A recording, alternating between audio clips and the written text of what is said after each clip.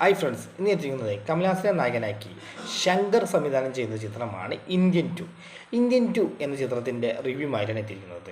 Indian 1 കണ്ടതുകൊണ്ടാണ് Indian 2വിന് പോകാനുള്ള പ്രതീക്ഷ കൂടിയത്. കാരണം ഇന്ത്യൻ 1 എന്ന് പറഞ്ഞാൽ അതിഗംഭീരമായിട്ടുള്ളൊരു പടമായിരുന്നു. സെക്കൻഡ് പാർട്ട് എന്ന് പറഞ്ഞാൽ അതും അതിഗംഭീരമാവും എന്ന് വിചാരിച്ചുകൊണ്ടാണ് നമ്മൾ പോയത്. അതുപോലെ തന്നെയാണ് ശങ്കർ എന്ന സംവിധായകൻ ഒരു ലെജൻഡാണ്. കാരണം ഇന്ത്യയിൽ തന്നെയുള്ള നമ്പർ 1 സംവിധായകന്മാരിൽ ഒരാളാണ് ശങ്കർ സംവിധാനം ചെയ്യുന്ന ഓരോ ചിത്രങ്ങളും വെറൈറ്റി രൂപത്തിലാകും ശങ്കർ സംവിധാനം ചെയ്യും. അതുകൊണ്ട് ശങ്കറിൽ പ്രതീക്ഷിച്ചാണ് നമ്മൾ പോയത്. അതും ശങ്കർ ആറ് വർഷത്തിൻ്റെ അടുത്താണ് ഈ പടം ഷൂട്ട് ചെയ്ത് കഴിഞ്ഞത്. കാരണം ഇന്ത്യൻ 2വിന് ശേഷമാണ് ഇന്ത്യൻ 2വുമായിട്ട് ശങ്കർ എത്തുന്നതെന്ന് ഇത് വന്നത്. അതിനുശേഷം ശങ്കർ സംവിധാനം ചെയ്ത് തിയേറ്ററിൽ റിലീസാവുന്ന ചിത്രം ഇപ്പോഴാണ്. അതുവരെ ശങ്കർ അതിൻ്റെ വർക്കിലായിരുന്നു. പക്ഷേ പടത്തിൽ തീർച്ചയായിട്ടും ഒരു കഥ എന്ന സംഭവം ഇതിലില്ല. ഇന്ത്യൻ 2 എന്ന് പറയുന്നത് കാരണം രാഷ്ട്രീയവും അതുപോലെ തന്നെ അതിൻ്റെ ഇടയിൽ നമ്മളെ ഗവൺമെൻറ് ഉദ്യോഗസ്ഥന്മാർ വാങ്ങുന്ന കൈക്കൂലിയും ബേസ് ചെയ്താണ് ഈ പടം പോകുന്നത്. സിദ്ധാർത്ഥാണ് ഇതിൽ മെയിൻ ക്യാരക്ടറായിട്ട് എത്തിയിരിക്കുന്നത്. സിദ്ധാർത്ഥിനെ എന്തിന് കൊണ്ടുവന്നു, അതുപോലെ തന്നെ കമൽഹാസനൊക്കെ എന്തിനിതിലേക്ക് വലിച്ചിട്ടു ഇന്ത്യൻ 2 എന്ന് പറഞ്ഞുകൊണ്ട് കൊണ്ടുവന്നു എന്ന് ചോദിച്ചാലൊന്നും നമുക്ക് പറയാനില്ല. കാരണം അത്യാവശ്യം നല്ല മുഷിപ്പ് തോന്നും. കാരണം പടം തീർന്നു കിട്ടിയാൽ മതി എന്ന് വിചാരിക്കും. ഓരോ സീനുകളും നീണ്ടു പോവുക, വലിച്ചു നീട്ടിക്കൊണ്ടിരിക്കുകയാണ് ഈ ചിത്രത്തിൽ കാണിച്ചുകൊണ്ടിരിക്കുന്നത്. അത്രയേറെ ശങ്കർ ആകെ ഡൗൺ ആക്കി എടുത്ത ചിത്രം എന്ന് പറയാം. കാരണം അത്രയും മോശമായിട്ടാണ് ഈ ചിത്രം എടുത്തിട്ടുള്ളത്. ഇതിൽ ഒരു സീന് പോലും നമുക്ക് ഇൻട്രസ്റ്റ് കിട്ടുന്ന സീനില്ല. ഓരോ അടി സീനുകളും അടി എന്ന് പറയാൻ ആകെ ഒരു അവസാനം പടം കഴിയാൻ നേരത്തുള്ള കുറച്ചൊരു സീന് മാത്രമേ ഉള്ളൂ. അതിനുശേഷമുള്ളൊക്കെ ഇന്ത്യൻ താത്തയുടെ ഇതാണ്. കാരണം ഓരോ മർമ്മങ്ങളിൽ കുത്തിക്കാണ്ട് കൈയിട്ടഴിക്കാണ്ട് ആ മർമ്മങ്ങളെക്കുറിച്ച് ഇങ്ങനെ പറഞ്ഞ് നീട്ടിക്കൊണ്ടുപോകുക. ആ സീൻ തന്നെ ഇങ്ങനെ നീട്ടിക്കൊണ്ടുപോവുക. അത് പടത്തിന് ഭയങ്കര ലാഗായി തോന്നിയിട്ടുണ്ട്. പടം ഒന്നും കൂടി കുറയ്ക്കുകയാണെങ്കിൽ ചിലപ്പോൾ നമുക്ക് കണ്ടിരിക്കാനെങ്കിലും തോന്നിയിരിക്കും. പക്ഷേ പടം സത്യം പറഞ്ഞാൽ നമുക്ക് വെറുപ്പിച്ച് പോയി. തിയേറ്ററിൽ പോയി ഇരുന്ന് അത്ര നേരം 3 മണിക്കൂർ പടമുണ്ട്. ആ 3 മണിക്കൂർ നമ്മൾ ആകെ മുഷിപ്പോടെയാണ് തിയേറ്ററിൽ ഇരുന്നത്. കാരണം ഒരു കംബാക്ക് ഇന്ത്യൻ എന്ന് പറഞ്ഞുകൊണ്ട് സിദ്ധാർത്ഥ് കൊടുക്കുന്ന ഒരു പോസ്റ്റ് കണ്ടിട്ടാണ് ഇവർ വരുന്നത്. അതും വിദേശ രാജ്യത്ത് നിന്ന് തിരിച്ചു വരികയാണ്. അങ്ങനെ സിദ്ധാർത്ഥും അതുപോലെ തന്നെ പല ആക്ടേഴ്സ് ഇതിൽ വരുന്നുണ്ടെങ്കിലും ഒന്നിനും ഒരു അടിത്തറയില്ല.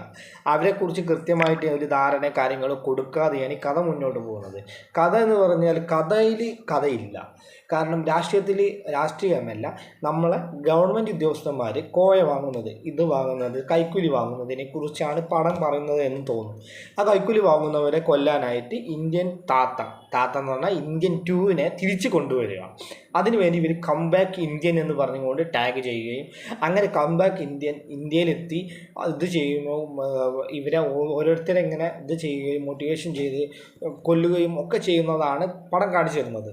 അതിനു പുറമെ ഈ പടത്തിൽ ആകെ ഗംഭീരം എന്ന് പറയാൻ പോകുന്നത് നെടുമുടി വേണു, അതുപോലെ തന്നെ മരിച്ച 2-3 ആൾക്കാരെ ഇതിൽ കൊണ്ടുവന്നിട്ടുണ്ട്. അത് ചെയ്തത് ഗംഭീരമായിട്ടുണ്ട്. നെടുമുടി വേണു, അതുപോലെ തന്നെ വിവേക്, പിന്നെ ഒരു ആക്ടർ ഉണ്ട്, അതിൻ്റെ തമിഴ് ആക്ടർ, അതിൻ്റെ പേര് എനിക്ക് ശരിക്കല്ല. പക്ഷേ ആ ആക്ടറിനൊക്കെ ഇതിലേക്ക് കൊണ്ടുവന്ന് അത് ഗംഭീരമായിട്ട് ചെയ്തിട്ടുണ്ട്. കാരണം അതൊക്കെ ഒറിജിനലല്ല എന്ന് നമുക്കറിയാം. കാരണം കുറേ ഇവരൊക്കെ കുറച്ച് ഭാഗങ്ങളൊക്കെ അഭിനയിച്ചിട്ടുള്ളൂ. ബാക്കിയൊക്കെ ഗ്രാഫിക്കിൻ്റെ ഇതിലും കൊണ്ടാണ് ഇവർ അഭിനയിപ്പിച്ചത് എന്ന് ന്യൂസുകളൊക്കെ ഉണ്ടായിരുന്നു. പക്ഷെ പടത്തിൽ ആകെ ഒരു ഹൈലൈറ്റ് എന്ന് പറയുന്നത് 3-ാം പാർട്ടിനുള്ള രംഗങ്ങൾ കാണിച്ചിട്ടുണ്ട്. ഈ 3-ാം പാർട്ടിൻ്റെ രംഗങ്ങൾ അത് നമുക്ക് കണ്ടിരുന്നാൽ നമുക്ക് തോന്നുന്നു അത്യാവശ്യം കുഴപ്പമില്ലാന്ന് തോന്നും. പക്ഷേ ഇതിൻ്റെ ട്രെയിലർ കണ്ടപ്പോൾ തന്നെ നമുക്ക് തോന്നിയിരുന്നു പടം രാഷ്ട്രീയത്തിനും അതുപോലെ തന്നെ ഇന്ത്യൻ സമൂഹത്തിൻ്റെ ഇപ്പോഴത്തെ പ്രശ്നങ്ങളെയും കുറിച്ചാണ് പറയുന്നത്. പക്ഷേ ഇങ്ങനെ ഒരു ബോറടി ആവുമെന്ന് വിചാരിക്കില്ല നമ്മളൊരിക്കലും. പടത്തിൽ ഒരു അടിത്തറയോ പടം എന്താണ് അവർ മോട്ടിവേഷൻ ഇത് ചെയ്യുന്നത് എന്ന് നമുക്ക് കാണിച്ചു തരാൻ അവരെ കൊണ്ട് കഴിയുന്നില്ല. പടം വെറുതെ നമുക്കിങ്ങനെ ലാഗ് അടിച്ച് ഇങ്ങനെ കണ്ടുപോകാം. അതിലാകെ ഉള്ളത് പടം കഴിഞ്ഞതിന് ശേഷം അവസാനം കാണിക്കുന്ന 3-ാം പാർട്ടിൻ്റെ പ്രതീക്ഷ മാത്രം നമുക്ക് പ്രതീക്ഷിക്കാം. 3-ാം പാർട്ട് എന്ന് പറഞ്ഞത് കമൽഹാസൻ്റെ ഇന്ത്യൻ 1ൻ്റെ മുന്നേ നടന്ന സംഭവങ്ങളാണ് പടത്തിൽ കാണിക്കുന്നു എന്നാണ് സിനിമ കാണിച്ച് അവസാനിപ്പിക്കുന്നത്. ആ രംഗം നമുക്ക് കുഴപ്പമില്ലാന്ന് തോന്നും. പക്ഷേ ആ രംഗം മാത്രം കാണാനായിട്ട് തിയേറ്ററിൽ പോയി ടിക്കറ്റ് എടുക്കാൻ ഞാൻ ഒരിക്കലും പറയില്ല. എൻ്റെ അഭിപ്രായത്തിൽ പടം 5 പൈസക്കില്ല. നമ്മൾ തിയേറ്ററിൽ പോയി ഇരുന്ന് കാണാനുള്ള ഒരു വകയില്ല. 3 മണിക്കൂർ ലാഗ് പറഞ്ഞാൽ അതിഗംഭീരമായ ലാഗാണ്.